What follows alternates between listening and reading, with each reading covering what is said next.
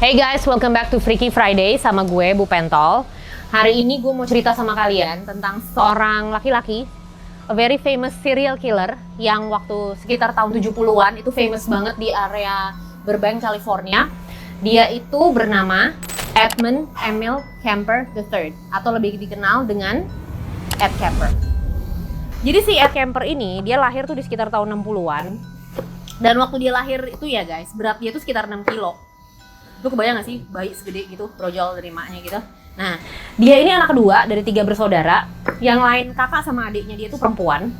Bokapnya itu kerja sebagai prajurit di zaman Perang Dunia Kedua.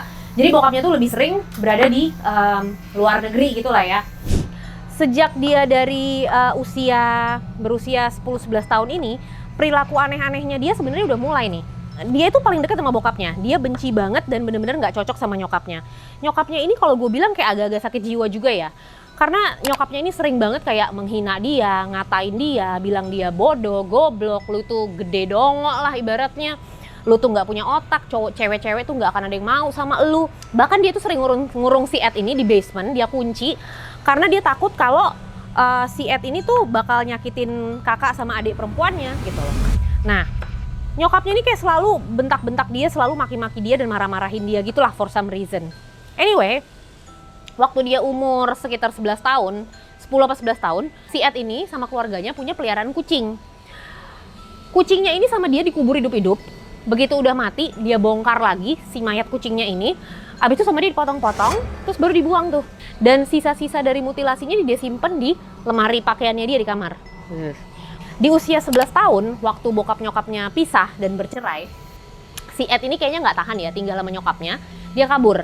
Sampai akhirnya si Ed ini memilih untuk pergi tinggal sama kakek sama neneknya dia. Dan dia ini sama kakek neneknya juga sering berantem terus gitu loh, sering berantem terus kayak dia sama ibunya. One day, ketika dia pulang ke rumah neneknya itu lagi duduk di dapur. Berantem sama neneknya mungkin menghina dia, entah ngomong apa atau mungkin sama seperti ibunya, ngata-ngatain dia kesel, dia keluar dari dapur, ternyata dia pergi untuk ngambil senjata gitu yang kakeknya kasih sama dia buat berburu. Dia balik lagi ke dapur, ditembak-tembakin tuh neneknya dia. Abis itu dia keluar, begitu dia keluar ternyata kakeknya baru pulang nih, abis belanja dari supermarket. Tapi kakeknya juga ditembak sama dia.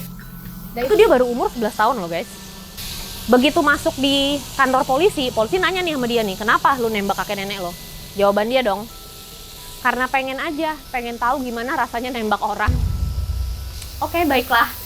Nah, karena waktu itu dia masih underage, dia masih muda dan masih kecil, dianggap masih minor ya, dan juga dibilang kelakuannya itu tidak stabil, akhirnya dia dimasukin ke rumah sakit jiwa. Mulai dari bulan Mei 1972 sampai April 1973, disitulah orang-orang di Burbank, California ini pada ketakutan ya, karena banyak banget mahasiswi-mahasiswi yang di tahun itu kan pada suka hitchhike ya. Mereka tuh suka kayak numpang di mobil orang buat pulang ke kampus atau buat balik ke dormitory. Nah, itu banyak banget yang pada hilang-hilangan. Ternyata pada saat itu mereka nyari, nggak tahu siapa pelakunya gitu loh. Nah, disitulah kegilaan si Ed Kemper ini mulai ketika dia tinggal sendiri di apartemennya nih. Jadi dia sering banget nge-hitchhike, bawa-bawain cewek-cewek gitu yang misalkan dia lihat minta tumpangan atau apa di pinggir jalan. Nah, one day dia melihat ada 2 orang perempuan, ada 2 orang cewek yang lagi nunggu di pinggir jalan. Mereka itu namanya Mary Ann Pesce dan Anita Lucecha. Mereka ini umurnya sekitar 20-an lah gitu. Mereka nggak ada mengira apa-apa kali ya pada saat itu. Jadi mereka ya fine-fine aja dan percaya aja masuk ke mobilnya si Ed Kemper ini. Setelah itu mereka ditusuk, dibunuh dulu dua-duanya. Salah satu dari mereka tuh dimasukin ke bagasi mobilnya dia, ditusuk-tusuk sampai mati. Akhirnya yang satu lagi pun dibunuh dengan cara yang sama. Nah, akhirnya dia muter nyari hutan yang agak sepi. Dia bawa nih tubuh kedua cewek ini di sana, dan akhirnya di situ cewek-cewek ini diperkosa. Nah, setelah akhirnya dia muter-muter selama berjam-jam, dia dapatlah tempat sebuah hutan tuh yang memang familiar ya sama area dia, yang biasanya memang dia suka dia suka bekerja lewat di situ. Jadi dia tahu banget kalau daerah tuh sepi, jarang dilewatin orang segala macam, dia tahu banget nih gitu. Akhirnya kedua korbannya ini dibawa ke apartemennya dia, kepalanya dipotong, kepalanya dipisahkan dari tubuhnya. Si Ed Kemper ini punya satu kebiasaan yang memang agak aneh. Dia itu tidak suka berhubungan sama korbannya kalau korban-korbannya ini masih hidup. Jadi dia justru lebih suka berhubungan sama mereka kalau mereka ini udah menjadi mayat. Nah, ini nih yang bikin Ed Kemper ini memang agak-agak ya begitu deh. Nah, ketika korban-korbannya ini udah dibawa ke apartemen, disitulah dia melakukan segala hal yang mengerikan banget lah ke korban-korbannya ini ya. Kalau menurut gue, dengan kepalanya dipisahkan dari badannya abis itu dimutilasi, dan dia melakukan semua ini dengan dia tuh sebenarnya punya partner ini loh. Dia tuh tinggal sama roommate-nya dia, jadi gue juga bingung gitu, kok roommate-nya bisa nggak tahu gitu. Nah, setelah besokannya, kepala si cewek-cewek ini tuh dibuang di Loma Prieta Mountain. Nah, setelah itu, nggak beberapa saat kemudian, si Ed Kemper ini ngeliat ada seorang cewek itu bernama Aiko Koo. Ini korban yang paling mudanya dia ya guys, karena umurnya cuma 15 tahun. Si Aiko Koo ini waktu itu ketinggalan bis, mau ke tempat kelas dansanya dia, ketinggalan bis dan ketemu sama si Ed Kemper ini. Karena si Ed nawarin dia untuk mau nggak nih gue anterin, gue lewat kok gitu. Si cewek ini mau, ya mungkin balik lagi seperti gue bilang, zaman dulu itu hal seperti itu tuh biasa gitu loh. Si cewek ini ikut dan of course begitu sampai di mobil dia ditembak. Begitu dia ditembak, dia dibawa juga ke apartemennya. Di situ juga dia dipisahkan kepala dari tubuhnya, dismember segala macam. Dan tubuhnya ini nggak pernah ditemukan sama sekali. Mau kepalanya atau bagian tubuh-tubuh yang lainnya itu nggak pernah ditemukan sama sekali. Si Aiko Koo ini ibunya tuh sampai pergi ke polisi, bikin flyer, pengen tahu gitu anaknya ini di mana, tapi nggak ada yang pernah lihat anaknya, nggak ada informasi apapun. Dan pada saat itu Ed Kemper belum dicurigai ya.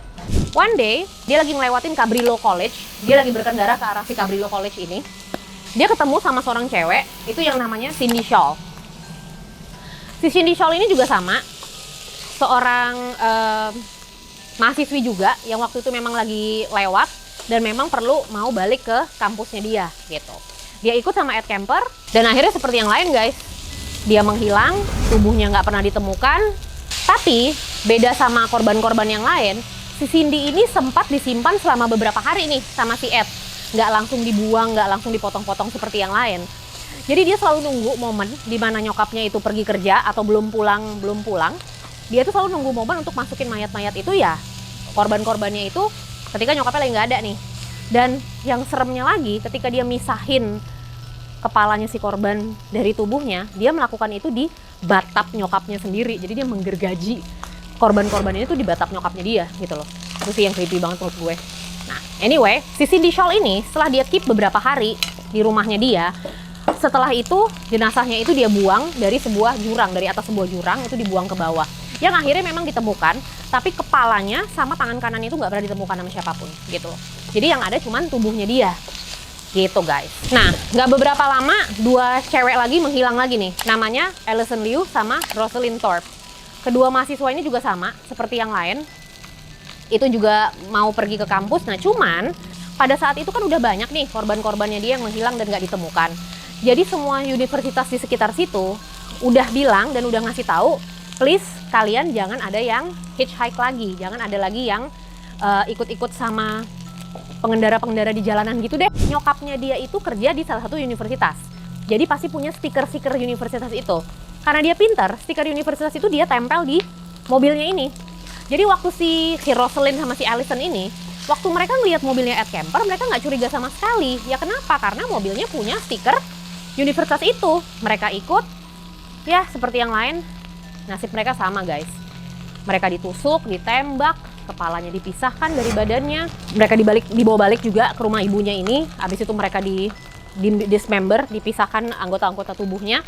Dan semua korbannya itu ternyata dia itu suka banget memakai korban-korbannya ini setelah korbannya itu meninggal.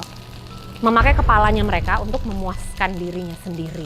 Nah, kegilaannya si Ed Kemper ini udah berlangsung 11 bulan nih, hampir setahun.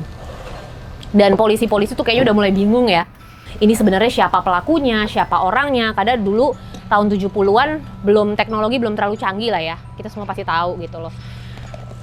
Sampai akhirnya di tahun 73 di bulan April, si Ed Kemper pulang dari sebuah pesta. Dia ngeliat ibunya dia lagi duduk di sofa. Ibunya masuk ke kamar, tidur, dan entah kenapa malam itu kayak ada satu kemarahan besar banget di dalam dirinya si Ed Kemper ini. Dia masuk, bawa pemukul, itu ibunya dihajar sama dia abis-abisan sampai akhirnya ibunya ini mati. Setelah ibunya mati, kepalanya dia copot, dia lepasin dari badannya, seperti korban-korban dia yang lain. Setelah itu ditaruh di rak, guys. Lidahnya sama vocal cords-nya itu dipotong sama dia, terus dimasukin ke, kalau di sana tuh tempat pencuci piring itu ada kayak lobang yang kita bisa masukin sampah, kita nyalain switch-nya, itu ada pisau di dalamnya, bisa ngegergaji gitu loh, bisa ngancurin sampah-sampah itu gitu.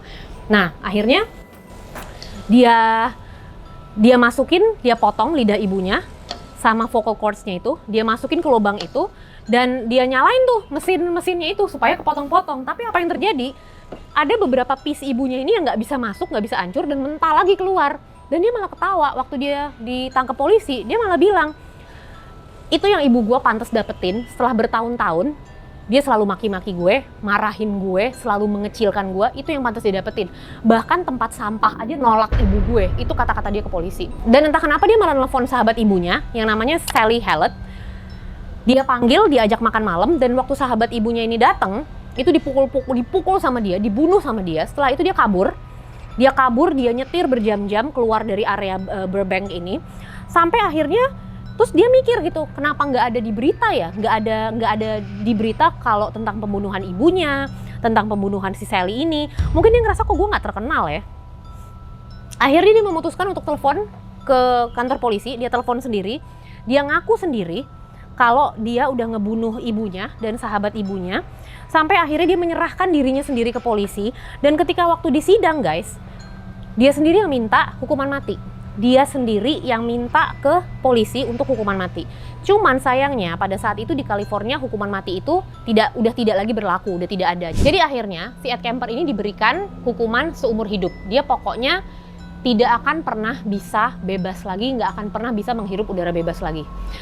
Ketika di interview sama polisi, kan ditanya, kenapa lu potong kepala ibu lu? Dia bilang, dan kenapa dia memotong kepala korban-korbannya? Ternyata itu karena untuk mempermalukan mereka, untuk untuk kayak mengambil harga dirinya mereka. Kenapa dia juga selalu menggunakan kepala-kepala korbannya ini untuk melakukan hal-hal seksual, bisa dibilang. Karena itu cara dia tuh untuk kayak melampiaskan amarahnya kepada sosok perempuan karena dendamnya kepada ibunya ini.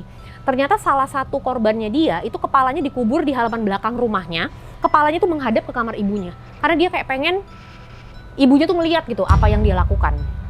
Nah, setelah itu dia juga bilang kalau waktu dia taruh kepala ibunya di rak itu, dia menghabiskan 1-2 jam itu katanya teriak-teriak ngeriakin kepala ibunya ini gitu loh. Itu kan kayak mengeluarkan dendam dia yang bertahun-tahun kali ya, karena selalu dihina dan dikucilkan sama ibunya sendiri gitu loh. Nah, ya udah akhirnya dia mengakui semuanya. Ada beberapa korbannya yang memang ketemu, ada yang memang beberapa karena dibuang ke laut, ke air, ke mana, itu nggak pernah ditemukan lagi. Tapi dia mengakui semua apa yang dia lakukan itu dia akui gitu. Dan sampai sekarang Ed Kemper itu masih hidup, dia masih ada di penjara, sekarang usianya udah 70-an dan well, dia nggak akan pernah bebas lagi. So, anyway, ini makanan gue hari ini.